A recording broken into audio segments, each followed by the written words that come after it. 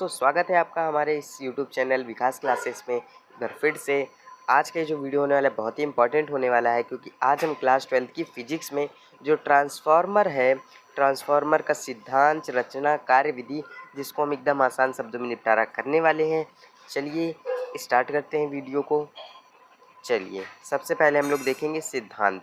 Transformer का सिद्धांत क्या है। देखिए ट्रांसफार्मर का सिद्धांत क्या है कि देखिए ट्रांसफार्मर का काम क्या होता है। आपने देखा होगा बड़े बड़े आपके मोहल्ले और कस्बों में क्या ट्रांसफार्मर लगे होते हैं। ट्रांसफार्मर का बेसिकली काम ये होता है दोस्तों, अगर कहीं पर से हाई वोल्टेज आ रहा है तो वो उसको लो वोल्टेज में कन्वर्ट कर देता है, या कहीं से लो वोल्टेज आ रहा है तो उसको वो हाई वोल्टेज में कन्वर्ट कर देता है। दोस्तों यही काम होता है ट्रांसफार्मर का, यही काम भी होता है आपके घर में लगे स्टेबलाइज़र का।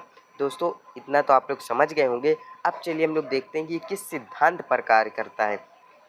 जो दोस्तों ट्रांसफार्मर होता है, ट्रांसफार्मर अन्योन प्रेरण के सिद्धांत पर वर्क करता है या कार्य करता है। यह प्रत्यावर्ती धारा के साथ ही कार्य करता है, दिष्ट धारा के साथ नहीं। इसके कहने का ये अर्थ है कि ट्रांसफार्मर अन्योन प्रेरण के सिद्धांत पर कार्य करता है या सिर्फ प्रत्यावर्ती धारा यानी अल्टरनेट करंट के लिए ही काम में आता है, दिष्ट धारा के लिए नहीं। क्योंकि जो कि आपका डीसी करंट होता है, डायरेक्ट करंट, वो एक नियत वेग से रहता है। मतलब कि अगर वो 240 वोल्ट का आ रहा है तो वो 240 वोल्ट ही आता है, यानी कि अगर वो कम आ रहा है तो कम ही आएगा, ज़्यादा आ रहा है तो ज़्यादा ही आएगा। वो एक निश्चित होता है। और जो डायरेक्ट करंट होता है वो निश्चित होता है, जो अल्टरनेट करंट होता है प्रत्यावर्ती धारा, वो कि जो है वो निश्चित नहीं होता है, वो कभी हाई होता है तो कभी लो होता है। इसीलिए हमें ट्रांसफार्मर या स्टेबलाइज़र की ज़रूरत पड़ती है। चलिए, और ये है इसकी एकदम सिंपल सी बनावट, जिसको कि अभी हम आपको समझा देंगे। चलिए अब हम लोग इसका आगे देखते हैं, इसकी रचना। तो दोस्तों देखते हैं इसकी रचना में क्या है। देखिए ट्रांसफार्मर नर्म लोहे की पत्तियों को एक के ऊपर एक रखकर आयताकार पतली क्रोड बनाते हैं। देखिए एक के ऊपर एक रख के ये जो आप देख रहे हैं दोस्तों, अगर आप ध्यान से देखिए तो यहाँ पर ये जो आप देख रहे हैं ये जो इतने पतले पतले जो रखी हैं, ये क्या नर्म धातु लोहे की क्या क्रोड है, जिन्हें क्या एक आयताकार रूप में क्या किया गया है, एक आयताकार रूप में व्यवस्थित किया गया है। चलिए अब हम लोग थोड़ा सा आगे देखते हैं। तथा तांबे के तार से कई फेरों में लपेटकर दो अलग अलग कुंडलियाँ बनाते हैं। अच्छा दोस्तों देखिए, अगर आप ध्यान से देखेंगे तो ये जो यहाँ पर है कि इसे तारों से, तांबे के तारों से लपेट करके दो कुंडलियाँ बनाई गई हैं। ये जो आप देख रहे हैं ये दो कुंडलियाँ बनाई गई हैं। ये प्राथमिक कुंडली से बोलते हैं, इसे द्वितीयक कुंडली बोलते हैं।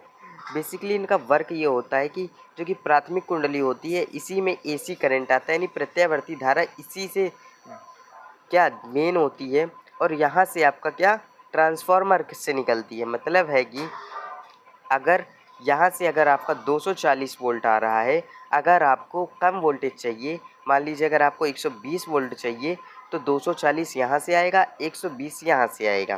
तो यही काम है आपका प्राइमरी और सेकेंडरी कॉइल का, प्राथमिक और द्वितीयक कॉइल का, कुंडली मतलब।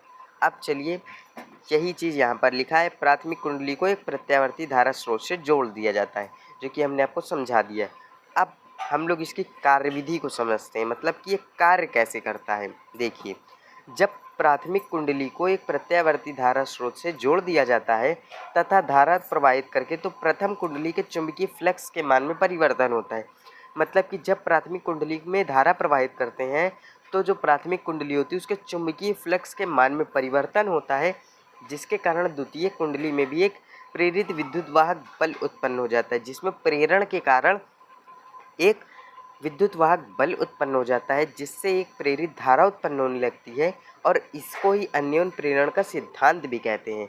तो दोस्तों इसके कहने का ये अर्थ है, जब आप प्राथमिक कुंडली में धारा प्रवाहित करेंगे तो उसके चुंबकीय फ्लक्स के मान में परिवर्तन होगा, जिससे चुंबकीय प्रेरण के सिद्धांत भी बोलते हैं, ये आपने पढ़ा होगा, जिसके कारण विद्युत वाहक बल उत्पन्न होगा और इसी के कारण क्या प्रेरित धारा भी उत्पन्न होगी, जिसे अन्योन प्रेरण का सिद्धांत भी कहते हैं।